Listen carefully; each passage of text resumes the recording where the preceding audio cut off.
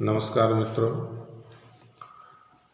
दिल्ली सल्तनत में जो अगला राजवंश है जिसे हम खिलजी वंश के नाम से जानते हैं, खिलजी वंश की स्थापना से लेकर के खिलजी वंश का अंत कैसे हुआ, इन सभी विषयों पर विस्तार से चर्चा हम करेंगे और इसके कौन कौन शासक थे इन सब पर भी चर्चा करेंगे। तो आपसे विनम्र एक अनुरोध है कि अगर आप वीडियो में पहली बार हैं और अभी तक आपने चैनल को सब्सक्राइब नहीं किया है तो चैनल को सब्सक्राइब कर लें और लाइक करें, कमेंट करें और दूसरे तक पहुंच सके इसके लिए आप उसको शेयर ज़रूर करें। धन्यवाद। दिल्ली सल्तनत के अगले वंश के रूप में खिलजी वंश का नाम आता है, जो सल्तनत काल का सबसे कम समय का दिल्ली की गद्दी का सबसे कम समय तक शासन करने वाला वंश के रूप में भी इसे जाना जाता है। खिलजी वंश की स्थापना करने का श्रेय जो खिलजी वंश का प्रवर्तक या संस्थापक था वो था जलालुद्दीन खिलजी, और इसका जो ड्यूरेशन है वो 1290 से लेकर 1296 तक, यानी केवल इसका जो शासनकाल है वो 6 वर्ष का। आखिर ये खिलजी कौन थे? खिलजी तुर्क जो मामलुक यानी गुलाम वंश था उनसे संबंधित तो नहीं थे। तो खिलजी अफ़गानिस्तान की एक हेलमंद घाटी है। अफ़गानिस्तान में एक हेलमंद घाटी है जिस घाटी में एक खल्ज नामक एक स्थान है, और उस खल्ज नामक स्थान के निवासी होने के कारण इनका जो टाइटल था वो क्या था? खिलजी था। चूँकि ये निम्न प्रजाति के तुर्क तो थे, लेकिन ये कैसे तुर्क थे? ये निम्न प्रजाति के तुर्क थे। हिंदुस्तान में जब खलजियों का आगमन यानी हिंदुस्तान में खलजियों का आगमन कब हुआ? तो हिंदुस्तान में खिलजियों का आगमन मोहम्मद गोरी के साथ, जैसे ही अफ़गानिस्तान को जीतते हुए मोहम्मद गोरी भारत में आया तो चूँकि एक लड़ाकू जनजात थी तो ये मोहम्मद गोरी के साथ युद्ध करते हुए भारत में दाखिल हुई और यहीं पर बस गए। खिलजियों ने धर्म एवं राजनीति को, जो खिलजियों की जो सबसे महत्वपूर्ण चीज़ थी जिसे खिलजी क्रांति के नाम से भी जानते हैं, खिलजी की जो महत्वपूर्ण चीज़ है वो ये है, खिलजियों ने धर्म एवं राजनीति को एकदम अलग रखा, यानी राजनीति में धर्म का प्रवेश नहीं होने दिया। साम्राज्यवाद की संकल्पना, यहीं से साम्राज्यवाद की संकल्पना भी, यानी खिलजियों के शासनकाल से ही साम्राज्यवाद की संकल्पना का प्रारंभ होता है। क्यों? क्योंकि इससे पहले जितने भी, चाहे वो बलबन से लेकर के ऐबक से लेकर के बलबन तक के जितने भी शासक थे, जितने भी महत्वपूर्ण शासक थे, उन्होंने कभी भी दक्षिण भारत की तरफ अपना ध्यान नहीं दिया। उत्तर भारत तक ही वो सीमित रहे। लेकिन खिलजियों के शासनकाल में एक जो नई चीज़ उभर कर सामने आती है वो ये आती है कि खिलजी वंश का शासन स्थापित होने के बाद दक्षिण की ओर अभियान जो है प्रारंभ हो जाते हैं। इस वजह से इन्हें साम्राज्यवाद का प्रारंभकर्ता भी माना जाता है।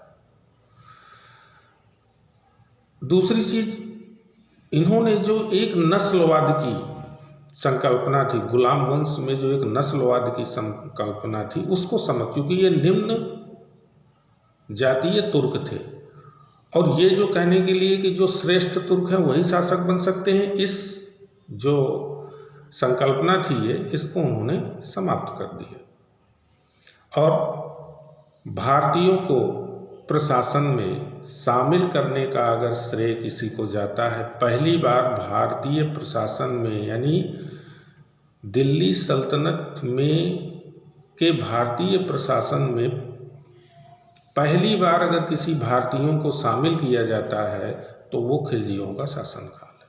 चूँकि इससे पहले जो शासक हुए या जिस वंश का शासन रहा वो कभी भी भारतीयों पर विश्वास नहीं करते थे, इसलिए प्रशासन के किसी क्षेत्र में भी भारतीयों को ज़्यादा मौका नहीं मिला।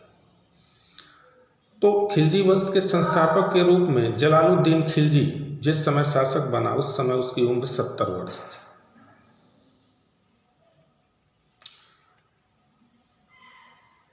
उपाधि इब्ने सरद या तलवार का बेटा और शाहिस्ता खां, ये क्या थी? 3 इसकी उपाधियाँ थी जिससे ये जाना जाता था। क्यूमर्स जो बलबन का पोता था, क्यूमर्स की हत्या के बाद किले खोरी के महल में राज्याभिषेक कराया, यानी अपना राज्याभिषेक कहाँ कराया? किला खोरी के महल में। लेकिन जनता के भय के कारण दिल्ली नहीं गया, चूँकि उस समय क्यूमर्स की हत्या की थी तो जनता में कहीं न कहीं आक्रोश था, क्योंकि वो किससे? गुलाम वंश के शासकों के अभ्यस्त थे। और जब एक नया शासक, नए वंश का शासक आता है तो कहीं न कहीं जनता में ये भय रहता है कि ये शासक कैसा होगा, क्या ना होगा। और शासक के अंदर भी ये भय था कि कहीं जनता विद्रोह ना कर दे। लेकिन दिल्ली के कोतवाल फखरुद्दीन के बुलाने पर ये फिर दिल्ली आता है। जब वो कहता है कि आप परेशान न होइए, यहाँ ऐसी कोई स्थिति नहीं है, आप आइए, शासन करिए और आराम से रहिए, जनता कोई किसी प्रकार का विद्रोह नहीं करेगी। पहली बार जो इसका कार्यकाल शुरू होता है वो पहली बार बलबन के समय शुरू होता है। बलबन के समय सर-ए-जानदार के रूप में ये अपना कार्य प्रारंभ करता है, यानी जो पद पर अपना कार्य करता है ये जलालुद्दीन फिरोज खिलजी, वो बलबन के समय में सर-ए-जानदार के रूप में कार्य प्रारंभ करता है। लेकिन बाद में कैकुवात के बाद में इसे आरजे मुमालिक एक युद्ध मंत्री के रूप में इसकी नियुक्ति की जाती है। इसके समय कुछ विद्रोह हुए। कौन कौन से विद्रोह हुए? मलिक छज्जू का विद्रोह। मलिक छज्जू जो था वो कहाँ का गवर्नर था? तो कड़ा मानिकपुर। ये कड़ा मानिकपुर जो था उत्तर प्रदेश के प्रतापगढ़ जिले में कड़ा मानिकपुर नाम का एक क्षेत्र है जहाँ का वो गवर्नर था और उसने विद्रोह कर दिया। इस विद्रोह को दबाने के लिए अलाउद्दीन ने बड़ी क्रूरता से इसका दमन किया, लेकिन जलालुद्दीन ने मलिक छज्जू को माफ़ कर दिया। इसके बाद ताजुद्दीन कूची का विद्रोह। ताजुद्दीन कूची का विद्रोह जो हुआ वो भी इसने माफ़ कर दिया। इसके बाद सीदी मौला का विद्रोह होता है, लेकिन सीदी मौला के विद्रोह को बड़ी क्रूरता से इसने दमन किया। सीदी मौला को हाथी के पैरों से कुचला दिया। ये कौन सीदी मौला कौन था? ये ईरान से आया हुआ एक संत था, वह बाबा फरीद का अनुयायी था। मौला ने इति थापक व निरंजन जो सीदी मौला था, एक ऐसा ह्यूमर उड़ा कि जो दिल्ली के कोतवाल और हाथिया पाक जो संबंधित था कौन? बलबन के वंश से। हाथिया पाक नामक व्यक्ति जो था वो बलबन के वंश से संबंधित था और निरंजन कोतवाल से मिल करके ये षड्यंत्र कर रहा है। यानी फिरोज शाह तुगलक, वो क्षमा करें, फिरोज शाह जलालुद्दीन फिरोज को सत्ता से हटाने के लिए क्या कर रहा है, षड्यंत्र कर रहा है और बड़ी क्रूरता से इसका दमन करके हत्या कर देता है। इसके समय की कुछ अन्य घटना क्या थी, मंगोल आक्रमण। इसके समय जो मंगोल आक्रमण हुआ वो अब्दुल्ला के नेतृत्व में हुआ। जो पहला आक्रमण मंगोलों का हुआ वो किसके नेतृत्व में हुआ, अब्दुल्ला के नेतृत्व में हुआ। और दूसरा आक्रमण इसी के कारण में जो हलाकू का पुत्र उलुग ने आक्रमण किया।